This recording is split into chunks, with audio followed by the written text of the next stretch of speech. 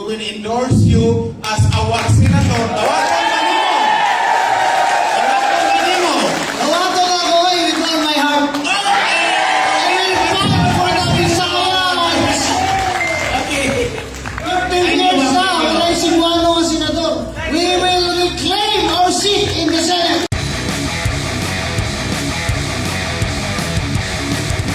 Para sa akong at sa akong pamilya, ini nga adlaw, historical ini sa amon nga politika nga tradisyon. Alin pa sa Commonwealth, ang amon nga Lolo Pedro Villena, mayor na sa Commonwealth. Ang sa nagtimpo sa Amerikano, nag-lead sa revolt dito sa Kabangkalan, mayor po dito ang among great-grandfather si Maximiano Guanzon. Ang mga Villena Guanzon, dugay na kami sa politika, pero wala kaniya ng awa.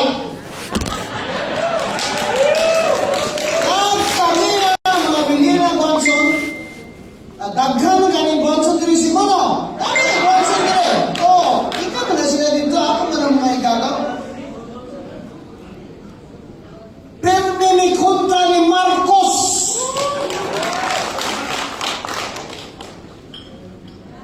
Ngayon lagi sila nga si Sandro Marcos, budagan na po daw. Kung matay ka kinanlang pastemsel na gibuhanin. Para magtanda na ako nito. Kung BH, pastemsel ko ni kung BH para maski 102 years old na ko ba? Ang hangkat pa kong Sandro nga sinong bagay. Aron, historical, uli ko sa Bacolod, kaya ino na ako mga igsoon. Because our parents are gone now. Na formal ko na wala na ko aprasan sini. Wala tayo aprasan ani nga I know that your loyalty to me and your love for me, you will agree with me na sa 2028 Sara Duterte ta. Because you know history. So, anti-Marcos, dictatorship, 12 years old pa lang ako sa Siliman. Ano, Bisaya ako, si Buana. I speak si Buana very fluently. Hasta nagsa UP, hasta nag-UP College of Law. Ako mga igsoon, first quarterstone dito sa UP. Martial law was declared 1970. Ako, kuya, atin ako 1970 na anak sa UP. Kami naka-experience yun na personal ng martial law. One of the first things that Ferdinand Marcos did to make sure that the local elites will be dismantled, he confiscated our electric lamps. And then, because he could not confiscate sugar lands, because the only way to control the grievances are to control the hacienderos. What Marcos did was to control the marketing of sugar. That's why he established the National Sugar Trading. Dito na lang kami makabaligya ang amon lolo, ang amon amay, na i-control niya ang sugar. That's why ang farmers and sugar farmers gave up farming. Nagkagutom ang mga bata. One stop na eskwela. Nag-famous ang Negros sa worst malnutrition in the world. O na ang Negros Occidental, tanawan ninyo dito sa presentation ni Prof. Malontequia, pero may ginaantay Marcos. Pero, pwede dito siligong, pero dili kayo dako ang distansya. Sa gadalagan, siyempre, ang kontra niya dito mataga Negros, si Marojas. Di ba? Remember, ang mga Ilonggo, maputo, ginaya para sa Ilonggo. Pero kumanta sila ng mga Cebuano ba? Di ba? Ang mas mataas ang voter turnout sa Cebu kaysa sa Negros Occidental. Dahatag lang ko sa inyo sa akong background kaya makailan mo ipanganak, dagway ko mainanin ako.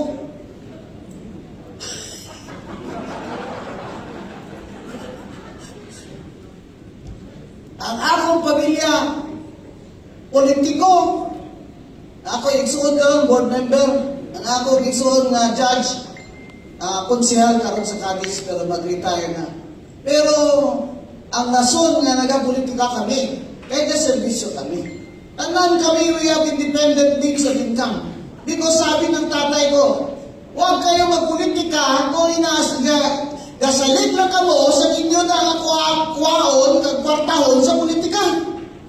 Kung mabunos ka mo sa amon, kay nanay nyo, at 33 years in politics, kinahanglan niya, signa ka. Huwag ka malaki signa, patuga-tuga ka, mag-November ka. Our father was the first summa cum laude of Siliman. Ibayunita sa mga Japok. Pag yun napatay. Ikulata, isunod sa karsil. Naka-escape man, he was only 17. So, he went to Siliman, met my mother. He fell in love. My mother binasted siya. Pero sige lang gapon siya pang ritaw until they got married and had 8 children. 8! Na ako pinasahigid ko, kaya ako may between 3 boys. Walang ingon ako, Papa. Nahanap pag-alis ka sa imo sumpag. Sumpa ka na yun! Nahanap pa lang. Sumpa ko na yun. Sumpa ko na yun. Hindi ko sila kabalos kay tatay ko. Ang paha mo na kalapad, no? Bukat pa kayong... Bukat kayong bata ba? Sa una, ang bata, di pag hindi pwede ka spoiled. Pero, spoiled na ako. Kasi, laging labas ang nanay ko, wala man sa balay. Di ko naman alam na kung nanay pala dapat nasa bahay. Kasi nanay ko, mag-isip ko, wala naman. We were raised by our aunt. Pero we were raised in the tradition of one, excellence. Kung hindi ka number 1 sa klase mo, hindi ka niya kausapin. Klaseng tatay ito, sabi ko. I-access if you're not there. Tapos English speaking, kasi after the war eh binigyan ng mga Amerikano ng US Congressional Gold Medal, si Judge Sixto Rojas Quanzo. Muna yun silang ilang mga medalya ni Marcos, happy. Excellence! Tapos, honor. Excellence. Integrity. Yung integrity na yan ang pinakakulang sa mga politiko karon. Ano nagsara Duterte na ko karon? First time niya, na nag-iwan si Rowena Gonzales na Sara Duterte ako sa 2028. Nga naman kayo! Kalma, attorney. Hindi naman silang BBS ko na ko. Bahala mo kung sa itawag na ako ninyo, basta bawag po tanan.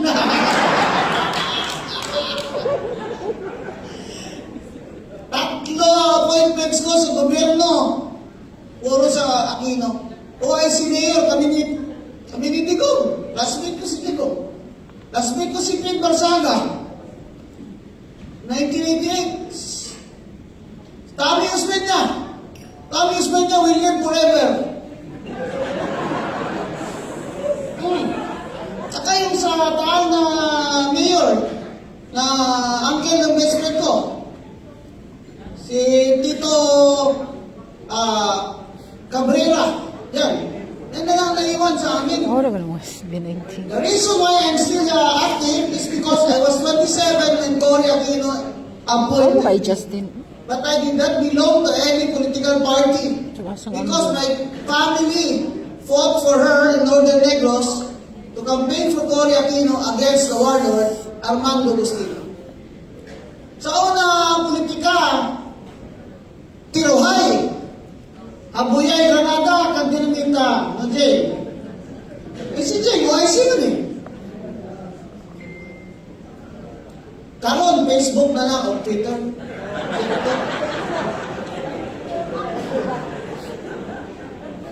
Sa una, diskurso sa plaza. Karon, online na. Nanong nasara Duterte ko? I told Lorraine Badoy in an interview, and I told Kitty Duterte, whom I met a few days ago, na the turning point sa akin, although I was just a neutral, independent observer because I was a commissioner, but many of you do not know that the case of Rodrigo Duterte's disqualification was ruffled to me. So I called my father and I said, they're disqualifying him because his certificate of candidacy being substituted is wrong. God rest his soul, pero ano ba naman yung Yusek din yun na yun ang bobobo ng mga tao nila na ang certificate of candidacy niya for mayor. And my father said, you have to interpret that liberally because you have to respect the choice of the people. And so, I wrote the decision in a hotel, free from any political influence. As you know, I was appointed there because of my supporters from the Liberal Party. Tatay ko, liberal yun. And to his credit, Maro has never called me. And I decided, and I called the two other commissioners, this is my decision. What is yours? Are you joining me? We had a unanimous decision na ang error sa certificate of candidacy ni Dino na nakalagay mayor was really intended for president. Why? Because he filed it in the COMELEC central office. He did not file it in the election officer of Pasay. Therefore, was he qualified to be candidate for president, this Dino? Yes, the answer is yes. And therefore, is Mayor Duterte qualified to substitute for candidate of president of Dino? Yes. And we use the principle of law that nowadays law students cannot even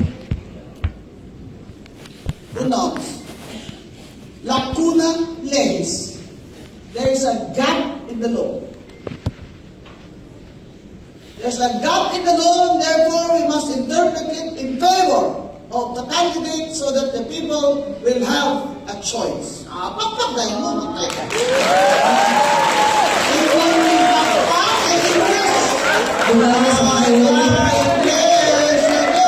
Kusgi ang pakpak para madunggan.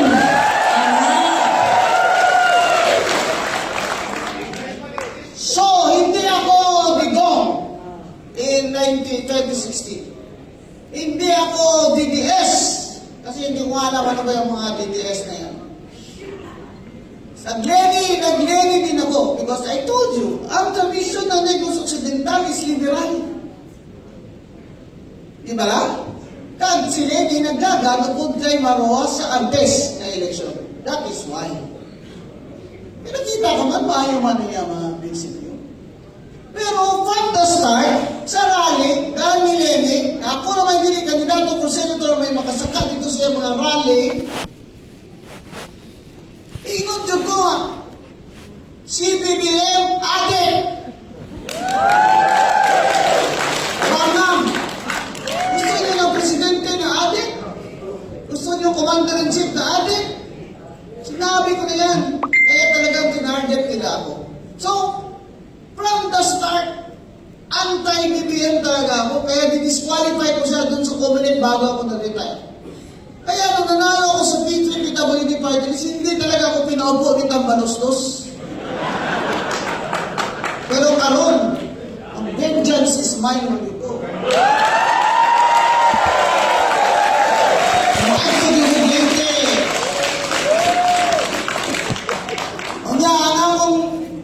Campaign speech alay kay inaniyo, yung nabagtubag ko ha. Si Martin Luther, ipapriso. Sa, oy, tagalite, practice. Si Martin Luther, ipapriso. Si Martin Luther, ipapriso. Si Martin Luther, ipapriso.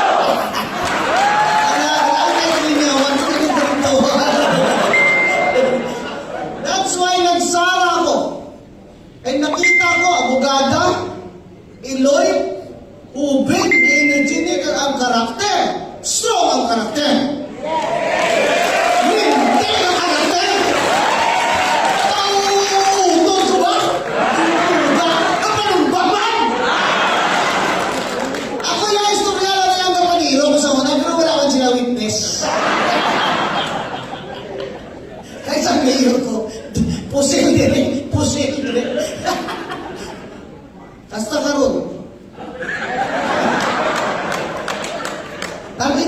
lang, may tigulang naman ko. Pero, ang importante sa tanan, nga ang oposisyon karon, ang oposisyon leader karon si Sara Duterte. Dili lang kanang mga pretendya kasi sila may oposisyon na daladala sila Santo Niño de Cebu, nagsayo-sayo. Ay, ngayon ay hilas. Basta lang hilasang. Daho! At saka ito ilang Santo Niño, ilang damay ito gihulaman ba? Daho! Hindi paliw na ito mga Santo Niño, kanang mga salunulula pa rin ang mga Santo Niño. Muna ipatulog ni mo simbahan. Muna ginatake ni mo kanang iyang fiesta. Diba? At ito kay matay ka. Daho! Sweet man yun. Ang kandidato ni Lamas.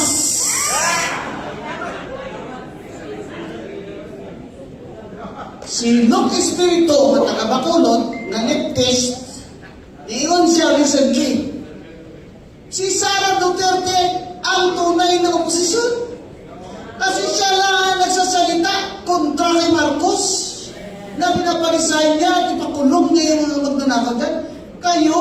Kaya mananalo si Sara Duterte dahil kayo hindi kayo sumisigaw na ipakulong niyo si Miguel. Yan ha.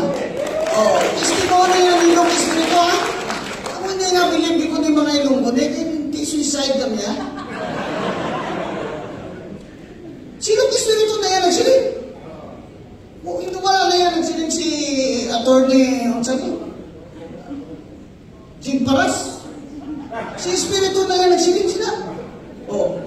So maniwala sila dapat. Kasi kakusal na. Di ba ang mga leftist sumama kay Leme? Di ba? Ang kabayan sumama kay Leme. Ang akbayan sumama kay Leme. Yung akbayan at pagkabayan, isa lang sila noon. Nag-away, magkamantayan lang sila. So dito, ang mga ang kapagwapa doon sa akbayan, na kontra kay na sila. During EDSA, wala man na sila. During slap election, wala man na sila. Slap election, dito si Digong o si Nanay Suling may leader dito sa Davao. Sila, wala man na sila. Because the left wanted a revolution. They did not want an election. Anong Sara Duterte ko? Kay suma ko na kung si Sara Duterte mo daw, mapreso mo yun sila.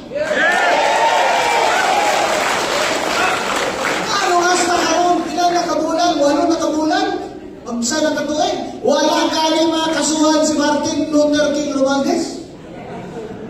Unsa man ni siya?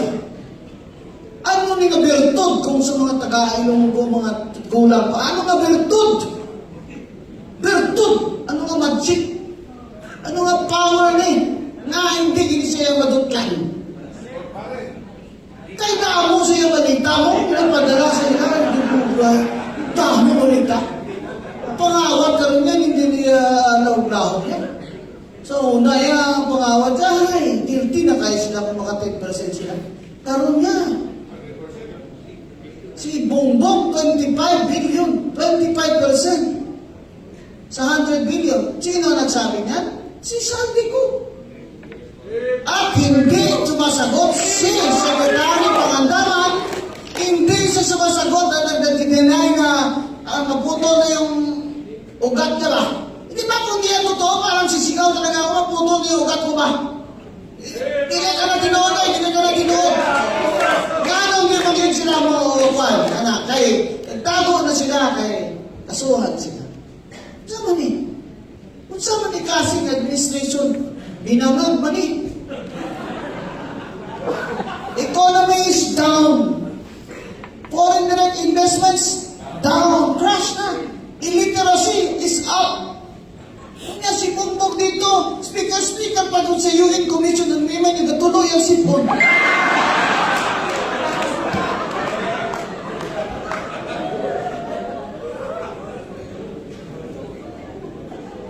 Kung sa maniklaseng presidente, kung tatay ko, makita niya mo ng presidente ng adi, kagamo niyo yung tabosong sa Pilipinas, maambalik sa, yun di puta! Yun di puta rin na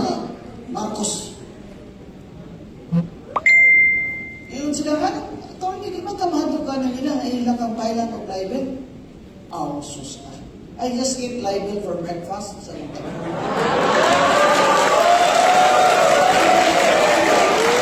Ginasnak ni Waterway. Ang ila gid ginahadlukan. Nakita nga for Sara Duterte na magtalaw kita. Alam niyo ang talaw? Na maduduwag kayo. Kaya kailangan piliin niyo ang words niyo sa social media.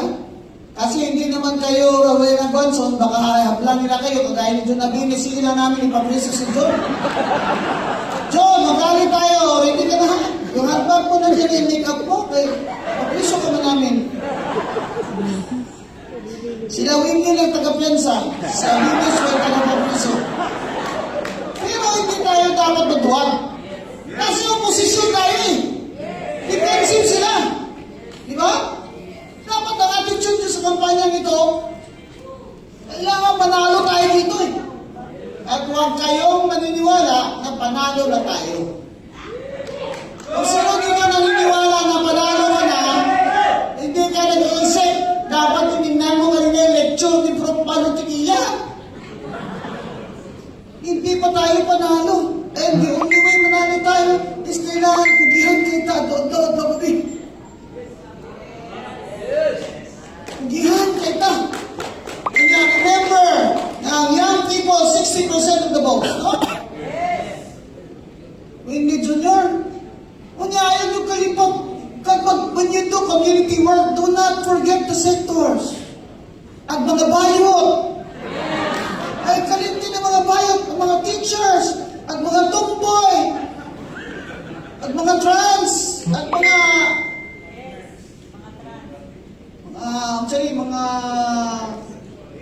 Mga nagsakay sa Rainbow farmers, mga ganun ba? Remember, the target votes is 60% is 40 years old and below. Okay? So, tama yung sinabi kanina ni Ed, na huwag kayong maging exclusive ba? Na, ay, di mo na siya DDS. So, una, di mo na siya kuhan. Di ko. Di na. Eh, kinahanglan magdugang na. Eh, ikaw, di naman ka pwede makadugang. Maski inali na kakadako, di naman ka pwede piharon. Kinahanglan mga amigo kita. Di ba la? O, paikon sila ninyo. Si Ruel Banson kani, nagsara na karon. O, paikon sila, kay DDS mo na. Pakilabot ninyo ang sa iyong itawag na ako, pero remember, I and my family were anti-martial law, anti-Marcos ever since I was 12 years old. Kung saan ang Marcos, consistent kami, hindi talaga, nag-aaway talaga kami dyan sa politika. Talagang tutik na ang laki ng risk namin ng confiscation ng aming properties nung time na yan yung Cory versus Ferdinand Marcos. Ginawa pa rin namin. Kasi that was the right thing to do. So, kailangan mga higala, kung na-convince ka sa atong mga kaigod o mga amiga, make sure na ang issues na doon nato. Parinig gira karon sa Iran versus Israel na sinabi ni Kong Barsaga. Ano epekto niyan sa ating mga OFW? Kahapon sa airport, may interview ako. Sabi niya, survivor ako ng Dubai attorney. Ay, nakauwi ka, salamat. So, oo niya, ipadala kang Gcash ni BBM. Ay, hindi man siya, ikaw siya magbayad sa inyong ticket. Siya, oy! So, i-check na go, training mo man siya na ako, padala ka niya Gcash. Sabi lang ni BBM, padalan sila ng aeroplano? Wala naman. Padalan sila ng pamplete? Wala naman. Ito, ang Marcos Gang Administration, wala yun siya balatyagon, wala tagipusoon para sa mga taong pobre. Amo na nga kamo, you carry the message of Sara Duterte. You carry the message of Sara Duterte that she has a heart for the poor. Because, remember, more than 50% of Filipinos are poor and hungry. So, hindi lang yung politika ang aton. Remember always to add that. Grabe na niya ang blugbog na ekonomiya. Grabe Lakaw na ako, grabe na ang mga illiteracy, grabe na. Kailangan talaga magreforma. And the only way makareforma ka sa gobyerno is kailangan matalo ang DBM gang at si Sara Duterte ang presidente. So, abangan natin siya with all our might. Pero remember, be smart, win friends, help your neighbors. Mayong buntag, daghang salamat kayo sa inyo. Attorney Gonzon, kagiyong ngayon kayo, attorney. Ma'am, Rowena, balik sa Suma. Alam mo ba na may bagong meaning ang DDS? Do we not want zone supporters? Do we not want zone supporters? And in behalf of Cebu Alliance for Duterte, we thank you sa support ni mo kay Sara Duterte. Ayaw, kailan ako ni mo. Kanya, karon, since kami dali sa Cebu Alliance for Duterte, huwag yun yung parallel ni Sara para umabot 2028.